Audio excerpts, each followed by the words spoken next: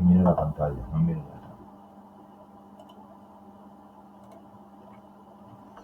Hola, buenas noches. Vamos a hablar sobre... Soy Pedro Ramón Cortés Cerezo y soy el autor del blog sobre el pasado. Y vamos a hablar sobre, en esta presentación vamos a hablar sobre el Post Simple and Used to. Vamos a hablar sobre los usos, la formación de ambos y las expresiones.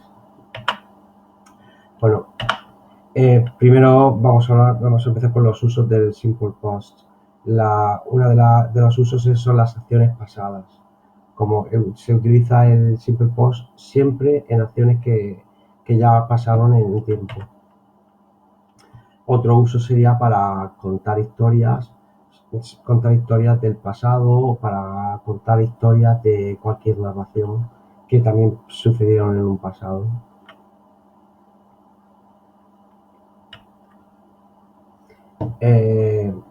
El Simple Past generalmente siempre va acompañado de alguna partícula que indica que la acción se realizó en el pasado, ya sea yesterday, last month, 2 weeks, etc.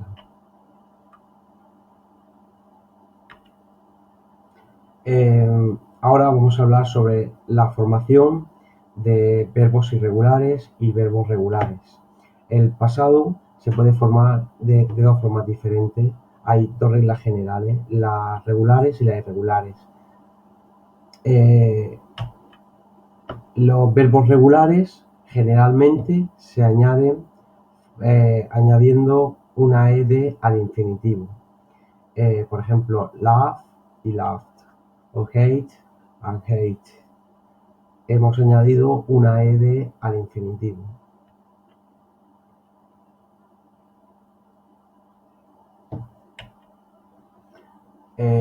A la hora de pronunciar los verbos irregulares le añadimos la ed, los acabados en t, los infinitivos que acaban en t y luego le añadimos una ed, se pronunciarían it.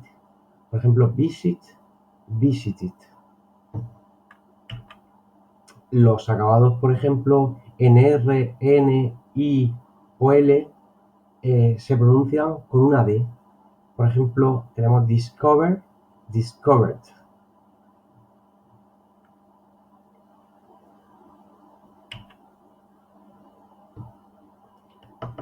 El resto de verbos regulares le añadimos la ed, pero solamente suena una t.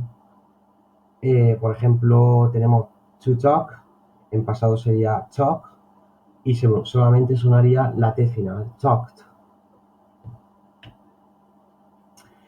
Por otro lado, los verbos irregulares no tienen una regla concreta porque es una lista que habría que memorizar y solamente aplicarlos cuando encontremos un pasado de ese verbo. La gran mayoría son diferentes. A la hora de construir la negativa del Simple Past, aquí hemos hecho una estructura que sería el sujeto, el auxiliar did, añadimos el not para indicar que es negativa y el verbo en infinitivo que queremos conjugar. Por ejemplo, the man didn't find his passport.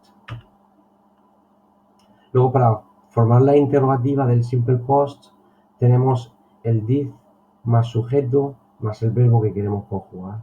Por ejemplo, did you take a credit card?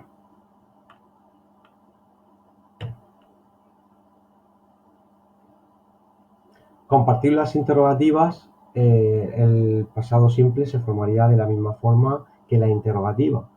Al principio de la interrogación ponemos la partícula, el auxiliar, el sujeto y el verbo que queremos conjugar. What did she eat in the restaurant? Used to. Un verbo modal que es un verbo modal que en pasado significa solía, que como verbo general significa utilizar o usar, pero en pasado lo utilizamos como verbo modal. La estructura de used to es sujeto más used to más el verbo en infinitivo que queremos utilizar. Por ejemplo, we used to go to the beach. Nosotros solíamos ir a la playa.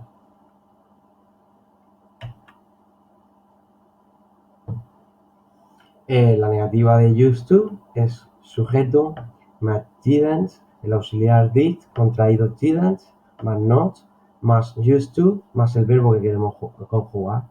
I didn't used to like mushrooms. La interrogativa de used to se forma de la misma forma que la interrogativa del pasado. El auxiliar, el sujeto, used to, más el verbo que queremos conjugar. Por ejemplo, did you used to smoke? Luego también en la presentación, pues me gustaría hablar también de vocabulario relacionado con el tema que estamos tratando en el blog.